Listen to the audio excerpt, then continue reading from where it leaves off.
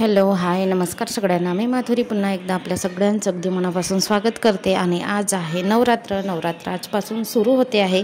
तर तुम्हा सगळ्यांना शारदीय नवरात्रीच्या माझ्या व माझ्या परिवारातर्फे खूप खूप शुभेच्छा. तर आपला ब्लॉग खूप दिवसानंतर येतो आहे आणि खरं म्हणजे ब्लॉग टाकायची अजिबात इच्छा नव्हती, पण मी टाकलं. तर असंच प्रेम आणि सपोर्ट कायम असू द्या, मी अशी अपेक्षा करते. तर माझी ना आता सकाळची कामं चालू आहेत. तर मी सकाळी उठल्या घर झाडून घेतलं, अंगण झाडून घेतलं, अंगणामध्ये पाण्याचा सडा टाकून घेतला, घरातून फरशी वगैरे पुसून घेतला आणि नंतर आंघोळीला गेली, आंघोळ केली आणि देवाची जी भांडी होती किंवा देवाच्या ज्या मूर्त्या वगैरे होत्या त्या स्वच्छ करून घेतल्या. तर मी देवाच्या मूर्त्या पितांबरी किंवा भैया पावडरने स्वच्छ करते, ते पण झटकीपट होतात. बाकीच्या काड्या इतर काही उपयोग काड्या करून बघण्यापेक्षा. आहे नवरात्रीचा पहिला दिवस आणि बरेच दिवस झाले इथे उंबरा पण नाही आहे, एकदम असं प्लेनदार आहे, त्याच्यामुळे उंबरा पूजन करायला वगैरे असं बरोबर वाटतच नाही, एकदम पाय वगैरे पडतो. आणि तिथे आम्ही मागच्या रूममध्ये होतो तेव्हावेळेस बघितलं असेल तुम्ही, आमच्या दाराला मस्त अशी काळी कलरची फरशी लागली होती आणि प्रॉपर असा उंबरा होता. तर मस्त रांगोळ्या वगैरे काढायला किंवा हळदीचं लेपन करायला छान वाटत होतं. तर देवपूजेची सुरुवात आपल्या दरवाजाच्या उंबरा पूजनपासून केली, कारण आजचा दिवस नवरात्रीचा शुभ दिवस आहे आणि आजच्या दिवशी उंबरापूजन तर केलंच पाहिजे. कारण बरेच दिवस झाले होते मी उंबरापूजन वगैरे केलं नव्हतं, किंवा आपली किचन ओट्याची, गॅस ओट्याची, अन्नपूर्णा देवीची सुद्धा आपण पूजा केलीच पाहिजे आठवड्यातून एकदा का होईना. तर ते सुद्धा मी आजच्याच ब्लॉगमध्ये करून घेणार, कारण आजच्या शुभ दिवशी हे सगळं करायला काय हरकत आहे आपल्याला. आज आहे नवरात्रीचा पहिला दिवस, पहिली माळ घटस्थापना केली जाते. तर आज आहे नवरात्रीची पहिली माळ. तर पहिल्या माळेला देवी शैलपुत्रीची पूजा केली जाते आणि आजचा शुभ रंग आहे पांढरा, म्हणजे पहिल्या माळेला आजचा शुभ रंग आहे पांढरा.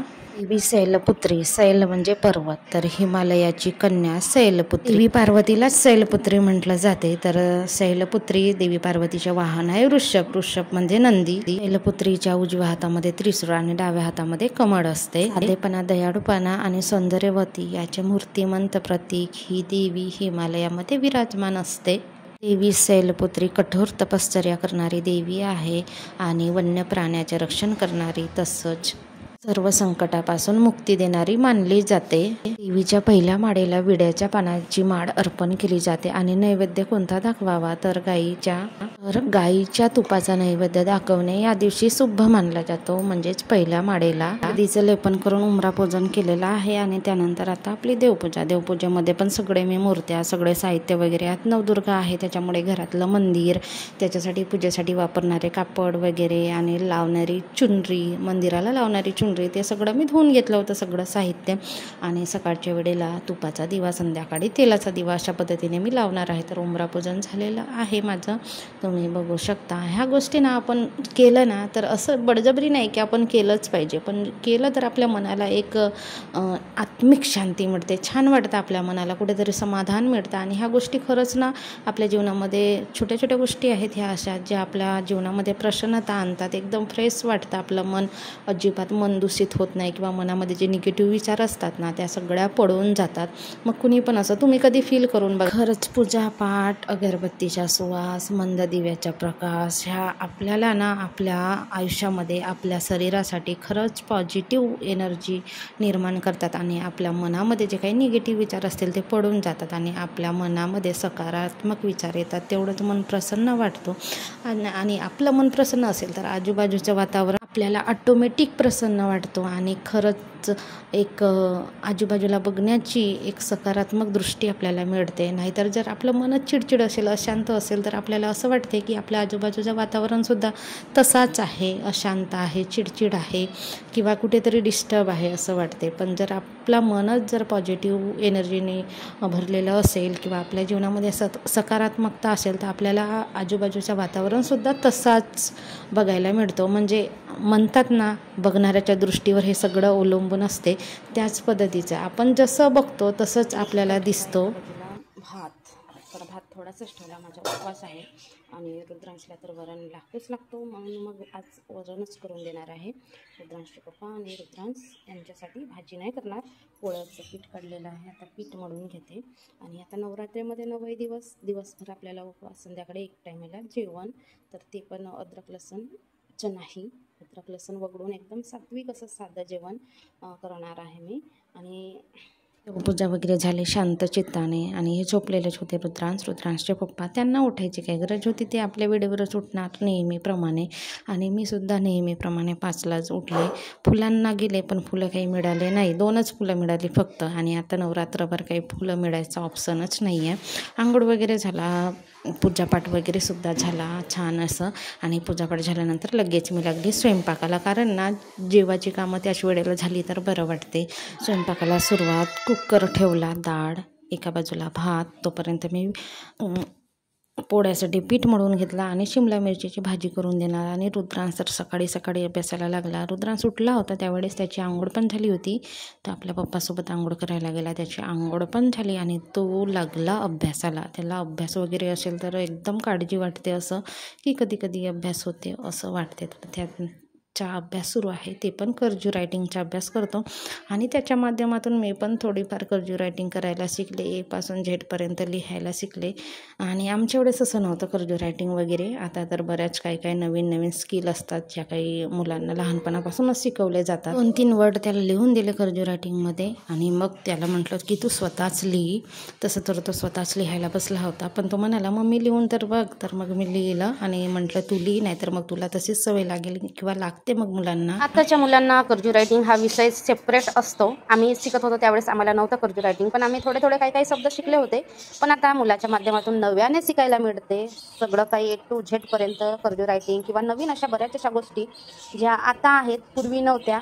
पण असं नाही की पूर्वीचं शिक्षण चांगलं नव्हतं, पूर्वीचं तर शिक्षण एकदम बेस्ट होतं. आताचं तर काय आताचं शिक्षण त्या शिक्षणाला लागू नाही शकत. तरी सुद्धा आता बऱ्याच अशा नवीन नवीन गोष्टी आल्या ज्या पूर्वी नव्हत्या, त्या शिकायला इंटरेस्ट येते खरं म्हणजे. तर मी पण आता बऱ्याच अशा गोष्टी रुद्रांशकडून शिकते. कर्जू रायटिंग पण मी आता शिकते त्याच्याबरोबर. आणि A to Z आधी काही काही शब्द येत होते, जसं माझी स्पेलिंग असेल माधुरी, ते मला कर्जू रायटिंगमध्ये परफेक्ट येते. माझं सरनेम ते पण मला येते. पण आता मी A to Z शिकते रुद्रांशच्या माध्यमातून आणि खरंच खूप इंटरेस्टिंग आहे. आज आहे मंडळी नवरात्रीच्या तुम्हा सगळ्यांना खूप खूप शुभेच्छा. आणि रुद्रांश बघा सकाळी सकाळी अभ्यासाला लागला. त्याचा अजून नाश्ता वगैरे काही झाला नाही. आंघोळ करून आला, मस्त टिकली पावडर लावून दिलं, फ्रेश झाला. अजून केस ओले होते तर केसाला ऑइलिंग केलं नाही त्याच्या, तर लागला अभ्यासाला. कधी कधी काय होते ना, मुलांच्या डोक्यामध्ये अशी भीती असते आणि ती भीती असलीच पाहिजे. आपण किती ओरडलं, किती नव्याने होमवर्क दिलं तरी ते अजिबात करत नाही. आणि टीचरनी दिलं ना तर ते बरोबर होमवर्क करतात. आणि जर का आपण एखादा वर्ड एक्स्ट्रा दिला करायला तर ते नाही म्हणतात, टीचरनी नाही दिलं तर मी नाही करणार असं म्हणतात. पण आता तो स्वतःनी अभ्यासाला लागला, ही एक चांगली गोष्ट आहे. खेळतो तो पण स्वतःनी त्याच्या अभ्यासाची त्याला काळजी असते, अभ्यासाला लागतो, तेच मला बरं वाटते. तेवढंच मस्तपैकी गरम झालेला आहे. आता थोडंसं रुद्रांचा अभ्यास घेत होती त्याच्यामुळे. आणि मी आता करते आहे पोळ्या म्हणजे दोघं बापलेकाचा स्वयंपाक आहे, माझा उपवास आहे तर त्यांच्यासाठीच. आणि रुद्रांशला पोळ्याशिवाय होत नाही, वरणशिवाय होत नाही. तर इकडे वरणाचा कुकर लावला, भात झाला. आता मी करते आहे पोळ्या म्हणजे चपात्या. आमच्या भागामध्ये चपात्या बिपात्या काही म्हणत नाही, डायरेक्ट पोळ्याच म्हणतात. तर हे आता माझे करणं आहे चालू. आणि हे राशनचे गहू आहेत ना, अजिबात चिकी नाही, अजिबात माया नाही. त्याच्यामुळे ना पोळ्या जरा अशा वेगळ्याच होतात, म्हणजे होतात बऱ्या पण लाटता अशा फाटल्या जातात. मग तुम्ही कशाही पद्धतीने बनवा, व्यवस्थित बनवा, कसंही करा ते तसेच. दोघांच्या वाटणीसाठी थोड्याशा चपात्या करायच्या होत्या, त्या मी करून घेते. कारण ना रुद्रांशला भात नाही मिळालं तरी चालते, तो बरेच दिवस भात खात नाही किंवा तोंडात टाकत नाही. पण त्याला पोळ्या रोज पाहिजे, वरण पोळी किंवा त्याच्या आवडीची भाजी असेल तर मग वरणची काही गरज नाही. तर पोळ्या करून घेतल्या. त्याच्यानंतर थोडेसे कपडे तर मी माझे लवकर धुवून घेतले होते. आणि थोडेसे रुद्रांशचे पण होते, ते धुवून घेतले होते. पण यांचे, रुद्रांच्या पप्पाचे डेलीचे, रुद्रांशचे डेलीचे कपडे होते, म्हणजे 2-3च जोड होते. ते कपडे मी धुवून काढले. कडक ऊन निघाली आहे, तुम्ही बघू शकता. कपडे वगैरे वाळत घातलेले आहेत, ते सुकत आहेत. आणि ना इथे मी लावलेले झाडं बघा, अद्रक किती छान आलं आहे. आणि कारलीचे बिया कापली होती आणि असंच बाहेर फेकायच्या वाटा, म्हटलं कुंडीमध्ये टाकूया, खत तरी होईल. तर छान असं झाड आलेलं आहे. तुम्ही बघा इथे मस्त उंच असं झाड आलेलं आहे. आणि इकडे पण बघा, मागे मी जे मिरचीचं जे रोपटं होतं ते एकदम असं उंच वाढत होतं, तिथून कट केलं तरी मस्त अशी छान अशी पालवी फुटली. रुद्रांच्या बड्डेला मी एक झाड आणलं होतं, त्याच्याबरोबर गुलाबाचं झाड आणलं. तर हे असं कथ्या कलरचं गुलाब आहे आणि खूप छान आहे. तर कुंडी नाही आहे म्हणून अजून ते मी लावलं नाही, जसं आहे तसंच आहे. आणि हे अपराजिताचं वेल भरपूर असं उंच गेलेलं आहे. आणि फुलं पण लागतील कदाचित, माहीत नाही कधी लागतात. असो, खायचं पान मागे माझ्याकडे होतं, मग आम्ही फिरायला गेलो होतो गोवा बिवा, त्यावेळेस सगळं मरूनच गेलं होतं. तर आता छान अशी पालवी आलेली आहे. कढीपत्त्याचे झाड, याला सुद्धा छान अशी पालवी आली. मनी प्लांटचं माझं पुढे लावलेलं मनी प्लांटचं झाड होतं, तर असेच ते बकऱ्या वगैरे येतात, तर बकऱ्यांनी खाल्लं तर त्याचे 3 तुकडे करून दिले. मेला ते झाड, थोडंसं आहे जगलेलं, पण खूप उंच वेल गेला होता मनी प्लॅन्टच्या झाडाचं, तर ते बकऱ्यांनी सगळं वाट लावली. तर मी एका बॉटलमध्ये असं भरून ठेवलेलं आहे माझी फुलझाडं. मला असं लावावं असं वाटतं, भरपूर अशी फुलझाडं छान छान, पण इथे जागा पण नाही आहे. आणि आमच्या इथे ना 4 किरायवाले आहेत. आता 4 किरायवाल्यांची इथं कोणी ना कोणी येत जात असतो, किंवा ते लोक बाहेर जातात, मग गेट खुल्लाच ठेवतात, कोणी लावतो, कोणी कसं खुल्लाच ठेवून देतो. मग त्याच्यामुळे शेळ्या वगैरे असे घुसतात. मग तिकडे तर लावायची सोयच नाही झाडं, तर इकडेच मी थोडे थोडे का होईना लावला, आपल्यासाठी थोडंसं टाईमपास, आणि मन प्रसन्न वाटते. आपल्या आजूबाजूला अशी हिरवळ दिसली तर मन प्रसन्न वाटते. मग ते कुठलंही झाड असो, पाहिजेच आपल्या आजूबाजूला. मला तर आवडतं, गावाला पण मी लावते. जेवढे पण माझ्या माहेरी तुम्हाला फुलझाडं दिसतील ते मीच लावलेलं आहे. पेरूचे झाडं, भरपूर आंब्याचे वगैरे लावलं, ते पाणी देऊन लहानाच्या मोठं मीच केलं ते झाड, आणि भरपूर असे लावलं. मला आवड आहे, आणि सासरीसुद्धा मी आता लावायला सुरुवात केली. तर असं आहे बघा. आणि आज भरपूर ऊन आहे, आणि काल ना आम्ही बाहेर गेलो होतो त्यावेळेस ऊन होती, म्हणून मी काही कपडे काढले नव्हते.